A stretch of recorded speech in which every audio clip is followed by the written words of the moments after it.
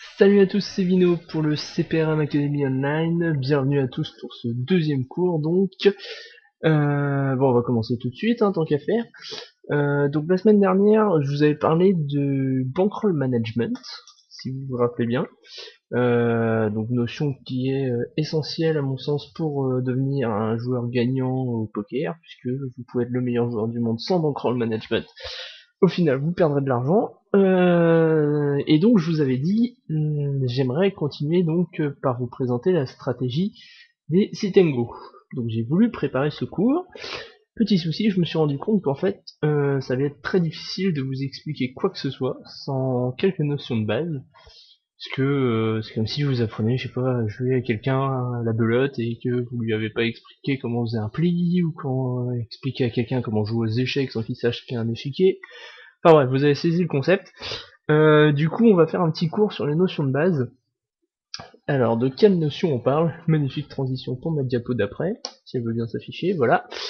Donc, de quelles notions on parle? Donc, voilà les six notions, enfin les six sujets qu'on va aborder, pas les six notions parce qu'il y en a quelques-unes par sujet. Donc, en gros, résumé, la position, son importance, probabilité de base dans le jeu pré-flop, notion de code tirage, fold equity, gap concept, processus de décision au poker et qualité d'un bon joueur. Là, j'en vois certains, j'imagine plutôt, puisque je ne suis pas non plus super omniscient pour voir tout ce qui se passe devant votre ordinateur, mais j'imagine du coup certains qui se disent je connais tout ça, pas la peine de regarder cette vidéo. Eh non, on va déjà arrêter tout de suite. Les 90% des gens qui vont regarder cette vidéo ont certes déjà entendu parler de toutes ces notions, mais un rappel ne peut franchement pas faire de mal, et notamment sur les deux dernières qui consistent au processus de décision et aux qualités d'un bon joueur. Oui, je vous force à rester jusqu'à la fin de la vidéo, bien joué de ma part. Certains, qui sont même parfois de bons joueurs, qui maîtrisent pas mal de concepts au poker, oublient comment est-ce que on prend une décision au poker et quelles qualités on doit avoir pour être un bon joueur de poker. Et un rappel de toutes ces notions ne peut pas faire de mal. Voilà. Donc on va enchaîner. Première notion, je vais les afficher, la position à une table de poker. Alors là, on va parler surtout comment dire, du nom des positions. Alors dans l'absolu, c'est vrai que ne pas connaître ce que veut dire être en position UTG, hijack, cutoff ne vous empêchera pas d'être un bon joueur, absolu. Je pense que vous parlez à Lucien Cohen qui a gagné le PT Deauville il y a 2 ans ou 3 ans de cela. Pas sûr qu'il sache ce qu'est la position hijack, même si j'adore Lucien Cohen personnellement. Mais c'est important. Déjà, petit 1 pour se la péter sur les forums, ça peut être utile. Ça évite de dire attends, il y avait 4 positions par rapport au bouton, donc j'étais situé à 4 positions à la gauche du bouton. Quand vous racontez une main, ça va être plus simple de dire bah voilà, j'étais UTG plus 1, UTG plus 2. Alors pour ceux qui se demandent ce que veut dire UTG, cela signifie under the gun en anglais, ce qui signifie sous le pistolet, puisqu'il s'agit de la plus mauvaise position au poker, puisqu'on est le premier à parler avant le flop. Du coup, je disais donc, ça va être important aussi pour élaborer une stratégie, puisque quand on va parler de stratégie, en fait, on va avoir alors je vais placer un premier mot anglais, range, que je vais probablement très utiliser au cours de ces vidéos, donc le mot range qui signifie éventail de mains. Donc par exemple, on va parler de la range que vous allez relancer, et elle sera différente en fonction du fait que vous soyez UTG, hijack, cutoff, bouton, petite blinde, grosse blinde. Donc voilà, essayez de retenir, peut-être la différenciation entre early position et middle position n'est pas forcément utile à retenir. Retenez 6 positions, UTG, hijack, cutoff, bouton, petite blinde et grosse blinde. Et après on utilisera souvent UTG plus 1, UTG plus 2, plus 3, plus 4, hijack, cutoff, bouton. Voilà. Donc essayez de retenir au moins ces 6 là, ce sera quand même vachement plus simple pour discuter stratégie, et ça vous évitera de vous perdre pendant ces vidéos, parce que je vais vraiment utiliser beaucoup ces positions. Voilà. Et pourquoi c'est important la position au poker? Alors, tout d'abord, je vais citer Artplay, donc Artplay qui est l'un des contributeurs stratégiques sur Club Poker, le plus gros forum français de poker. Contributeur stratégique très reconnu qui a écrit un bouquin qui est disponible en ligne pour 25 €. Donc je vais le citer, ce qu'il disait dans ce bouquin justement, c'est que la position permet de clore un tour d'enchère.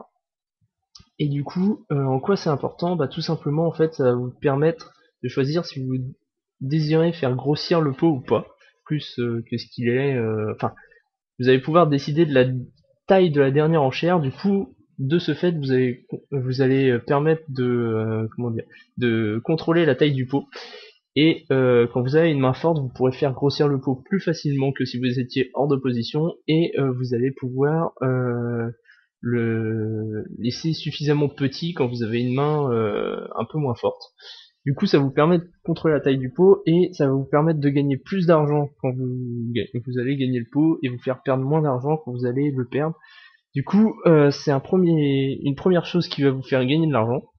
Et deuxièmement, évidemment, si vous jouez après votre adversaire, vous avez plus d'informations sur ce qu'il va faire.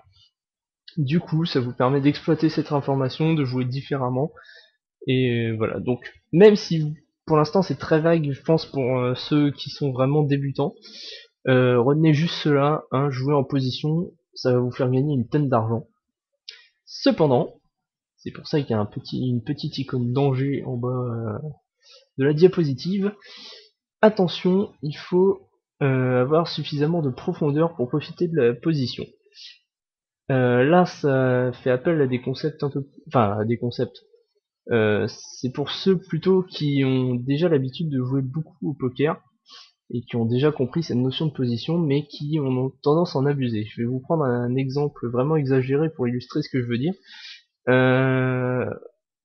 Vous jouez avec blinde 50 centimes 1 euro et vous avez donc 2 € devant vous. Je pense que vous avez très bien compris que là, le fait d'être en position sur votre adversaire ne sert strictement à rien, puisque de toute façon, vous allez sûrement partir à tapis pré-flop. Ça peut sembler exagéré, mais le nombre de fois où j'entends dire que je relance au bouton avec une poubelle intégrale parce que j'ai la position, alors que vous jouez avec seulement 15 blindes devant vous, autant vous dire que c'est une énorme erreur et que la position n'a très peu d'importance, et jouer avec 7 et 2 et le fait d'avoir la position ne compensera pas le fait que votre main est vraiment mauvaise. Donc voilà, c'était une petite icône danger puisqu'on entend très souvent quand même jouer des poubelles au nom de la sacro-sainte position. Voilà, c'est juste retenez bien ça, la position c'est bien, faut avoir suffisamment de profondeur pour le faire. Et quand on a 2 big blinds ça sert à rien, quand on a 300 big blinds c'est les cartes qui servent à rien et c'est plus la position qui compte. Voilà. Donc voilà pour la première notion. Deuxième notion très importante, les probabilités de base pré-flop. Il y en a très peu à retenir, mais il faut les savoir, ou du moins en avoir une idée vraiment générale, dans tous les cas, puisque c'est quand même ce qui fait que le poker n'est pas un jeu de hasard, c'est que quand on a une paire contre deux cartes supérieures, c'est 50-50, quand on a une paire supérieure versus une paire inférieure, c'est un 80-20. Donc franchement, ces 6 probabilités-là, je pense que je les ai toutes citées. Si on a qui manque, encore une fois, n'hésitez pas à me le signaler pour que je corrige la vidéo. Mais voilà, vraiment essayez de retenir toutes ces probabilités, parce que c'est vraiment essentiel au Texas Hold'em de connaître ces probabilités-là, d'en avoir une idée pour pouvoir établir une stratégie qui va être gagnante sur le long terme. A l'inverse, on peut regarder ces probabilités et déjà voir que dans aucun cas on est à 0%. Et c'est une notion très importante. Vous êtes ce qu'on appelle jamais drawing dead. Donc drawing dead, ça veut dire que vous êtes forcément perdant, que aucune carte du paquet ne peut vous sauver. Et donc retenez bien que on n'est jamais drawing dead avant le flop. Et ça va avoir une énorme importance sur le poker de tournoi notamment, puisque le fait de jamais être drawing dead avant le flop fera que si jamais il y a des tapis très faibles, des fois il va être intéressant de payer avec des mains comme 2 et 5 ou 6 et 3 juste parce que on a, attention, transition magnifique vers la diapositive suivante, puisque, s'il veut bien s'afficher, génial. Magnifique transition, je disais donc, vers la diapo suivante qui est la notion de cote. Alors, la notion avoir la cote. Pourquoi ce rire sadique? Puisqu'en fait, il s'agit d'une des notions que l'on entend très souvent. Je paye parce que j'ai la cote, et quand on demande ce que ça veut dire, on peut être étonné des réponses. Alors, qu'est-ce que ça signifie avoir la cote? Alors que je remarque qu'il y a une petite erreur sur ma diapositive déjà. Alors, le calcul de cote, c'est donc le montant de la mise adverse plus le montant du pot divisé par le montant de la mise adverse, que l'on simplifie. Donc, en gros, pour vous donner une idée, si votre adversaire mise 200 dans un pot qui fait 150, vous avez donc une cote à... Enfin, on va plutôt prendre quelqu'un qui mise 200 dans un pot de 200, pardon. Vous avez une cote pour payer de 200 plus 200, donc 400, divisé par 200, ce qui équivaut à du 2 contre 1. Bon, autant vous dire que là j'ai pris un exemple assez simple, mais si on prend quelqu'un qui mise 150 dans un pot de 200, ça fait une cote de 350 contre 200, soit du 7 contre 4, ce qui doit faire du 1,75 contre 1. Donc à part pour les tarés du calcul mental, ça va être une notion très compliquée. Enfin, une notion. Ça va être des calculs assez compliqués à faire comme ça rapidement à une table de poker. Du coup, ma méthode que je vous propose, c'est que plutôt de parler de cote, on va faire des calculs en pourcentage. Si votre adversaire mise le pot, vous avez besoin de 33% d'équité, donc c'est une cote à 2 contre 1 comme on vient de le voir, ou si votre adversaire mise la moitié du pot, vous avez besoin de 25% d'équité. Si votre adversaire mise entre la moitié et le pot, vous avez besoin en gros de entre 25 et 33% d'équité. Sachant que vous n'allez jamais connaître la main exacte de votre adversaire, vous n'allez pas pouvoir calculer votre équité exacte, et du coup savoir exactement au pourcentage, au dixième de pourcentage près combien vous avez besoin d'équité pour payer la mise de votre adversaire n'est pas très important. Retenez que en gros pour payer une mise il nous faut entre 25 et 33% d'équité sur la carte suivante. C'est très bien tout ça, mais vous allez me dire comment est-ce qu'on calcule son équité? J'y viens. Alors tout d'abord ça se passe en deux méthodes. Il faut d'abord calculer le nombre de cartes qui nous permettent d'améliorer, enfin les cartes qui nous permettent, qu'on pense, qui nous permettent de gagner, ou qu'on les appelle en anglais les outs. Alors, j'ai marqué un exemple, elles sont vraiment bien faites ces diapos, j'adore. Sur cet exemple, on a 4 et 5 de cœur en main par exemple, et là, c'est ballot pour notre adversaire, il retourne sa main, on sait qu'il a As-Roi. Du coup, le flop est As de cœur, 9 de cœur et 8 de pique. Donc en réfléchissant, le seul moyen de gagner cette main, c'est de toucher un autre cœur qui nous permettrait de faire couleur, et du coup de remporter le pot. Ce qui veut dire que pour gagner, il nous faut toucher un des autres cœurs, soit 13 moins les 2 de notre main et les 2 du flop, ce qui nous fait donc 9 outs. À partir de là, si on veut savoir le nombre, l'équité que nous avons, par exemple à la turn ou à la river, en fonction du moment où on est dans la main, par exemple dans l'exemple précédent à la turn, il nous faut multiplier le nombre d'outs x 2 et rajouter 2 au résultat final. Donc dans notre exemple, ça nous fait 9 x 2, 18, plus 2, 20% d'équité que nous avons de toucher notre couleur à la turn. Et pour savoir notre équité totale sur la turn et la river, donc par exemple si notre adversaire fait tapis au flop et que nous allons voir les deux dernières cartes, nous avons 9 x 4, 36% de toucher notre couleur. Donc ça c'est un moyen très simple de calculer son équité au poker, et du coup c'est vraiment une notion très importante à retenir. Voilà. On enchaîne, notion suivante. Enfin, double notion suivante plutôt, la fold equity et le gap concept. Alors pourquoi j'ai mis ensemble? Tout simplement parce que les deux sont liés en fait. Alors tout d'abord, qu'est-ce que, je vois que j'ai marqué que sont la fold equity, mais en français ça fait qu'est-ce que la fold equity? Eh bien en fait au poker il y a deux façons donc de gagner un pot, quand on y réfléchit. soit on a la meilleure main à l'abattage, soit on réussit à faire passer tous nos adversaires. La fold equity en fait c'est exactement ça, c'est l'équité que l'on a de gagner le pot soit en faisant passer notre adversaire en misant ou en relançant.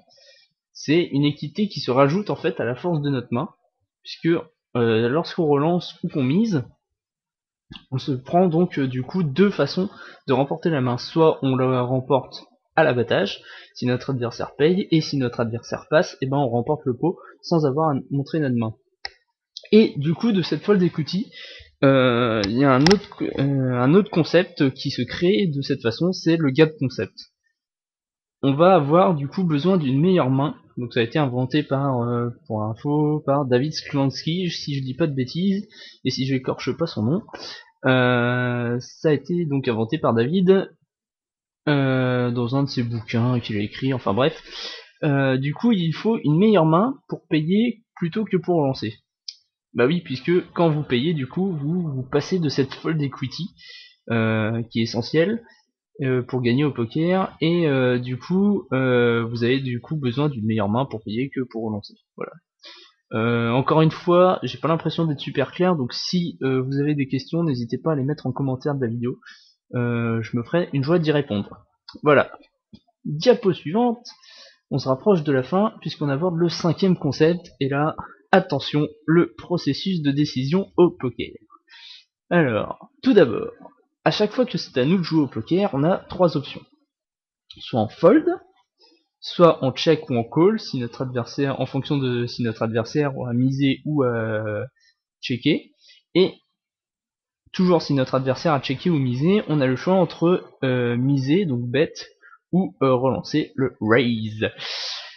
Donc, comment est-ce qu'on va choisir parmi ces trois options? On va tout d'abord analyser la situation avant notre action, c'est-à-dire beaucoup de choses.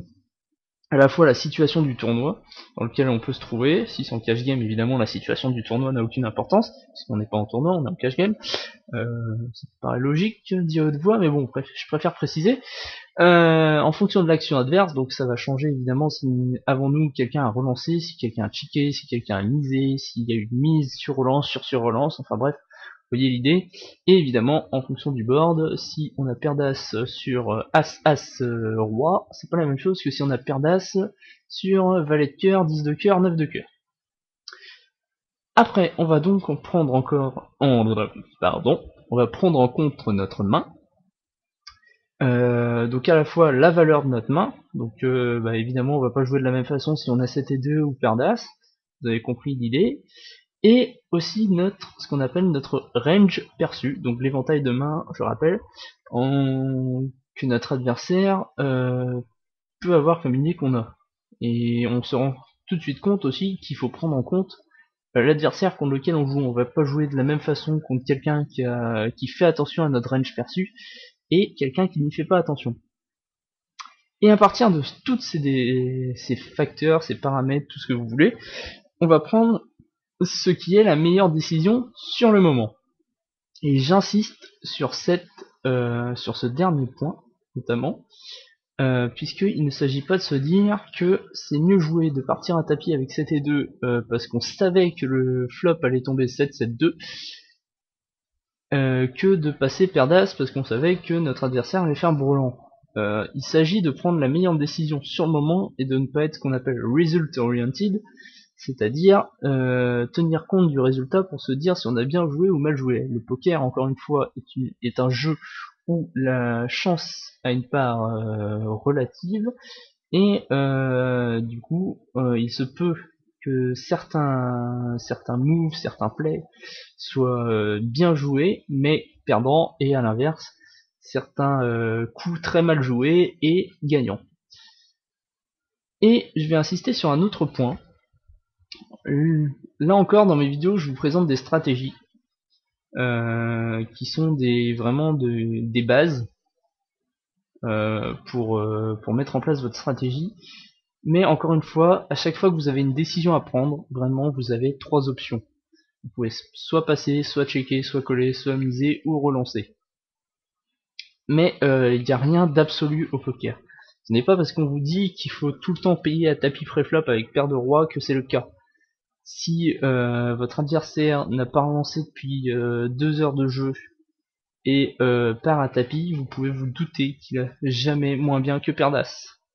Et à partir de ce moment-là, il faut vraiment être un idiot, puisqu'on a vu que c'était 20% de chance de gagner avec une paire inférieure par rapport à une paire supérieure. Il faut vraiment être un idiot du coup pour partir à tapis avec paire de roi. Encore une fois, rien n'est absolu au poker. Le poker est un jeu de décision. Il faut prendre les meilleures décisions par rapport à ses adversaires.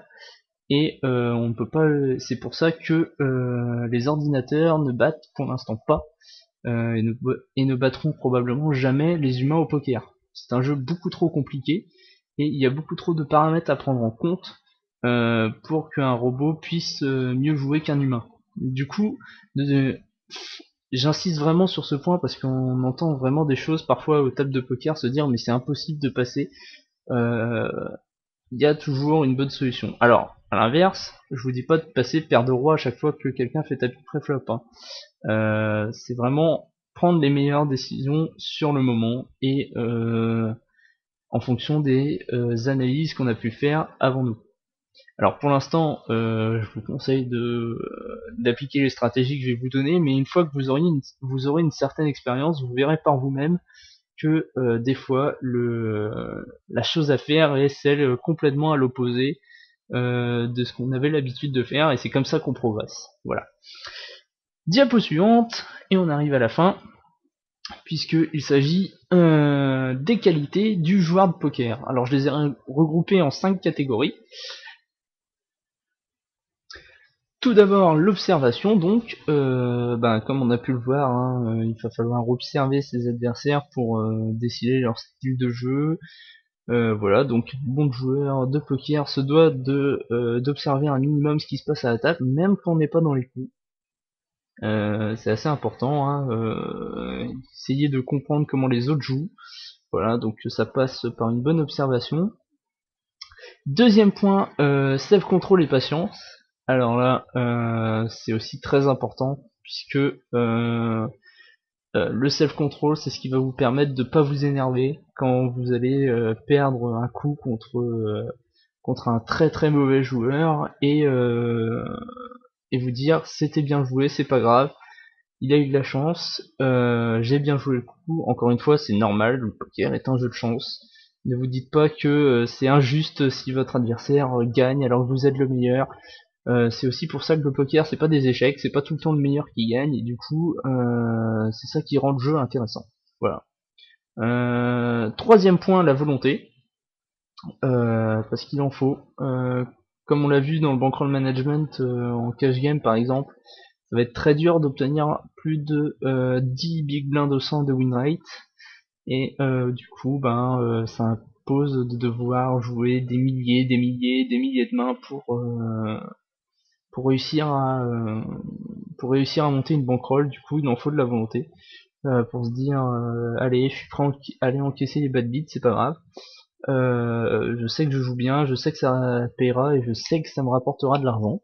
Donc voilà, de la volonté, de l'analyse aussi, puisque comme on a vu là, le processus de décision passe par une analyse rigoureuse de notre main, de l'action.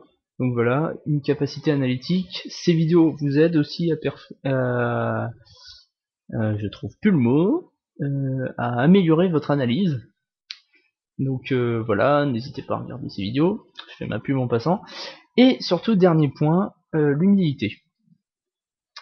Et là, je vais insister énormément puisque c'est quelque chose qui m'exaspère au plus haut point quand je joue aux tables de poker, même online, mais surtout en live, puisque en live c'est essentiellement des free rolls que je joue.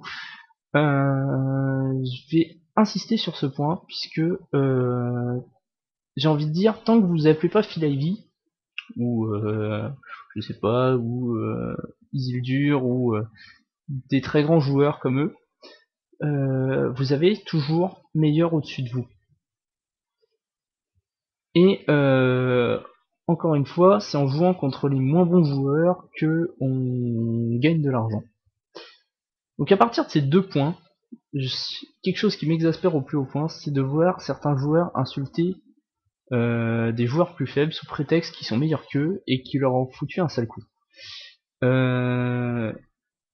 Soyez un minimum humble, partez de la table, dites bien joué même à la limite. Partez de la table, allez parler aux oiseaux dehors si vous voulez, mais franchement, et c'est quelque chose qui m'exaspère et je tenais à le signaler dans ces vidéos, c'est voilà, il y a toujours meilleur que vous. Il y aura probablement toujours meilleur que vous, à moins que vous devenez un énorme champion. Et dites-vous que lorsque vous vous retrouvez si un jour vous avez la chance de vous retrouver à la table des meilleurs, vous aurez certainement pas envie de vous faire insulter, puisque vous avez foutu un sale coup et vous serez bien content d'avoir pris de l'argent aux meilleurs joueurs du monde.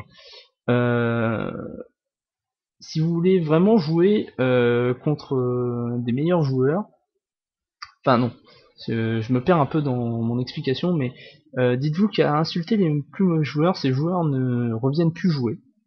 Et du coup, c'est de moins en moins de mauvais joueurs, et du coup, les bons joueurs deviennent les mauvais joueurs, les très bons joueurs remplacent les bons joueurs, et ainsi de suite. Voilà, le poker est un jeu, on va pas l'oublier. Et voilà, c'est juste quelque chose que j'avais envie de signaler parce que j'en ai un peu ras-le-bol de voir ça au table en live, et si cette vidéo peut améliorer ça, bah voilà, c'est quelque chose, ce sera quelque chose de bien fait par ces vidéos.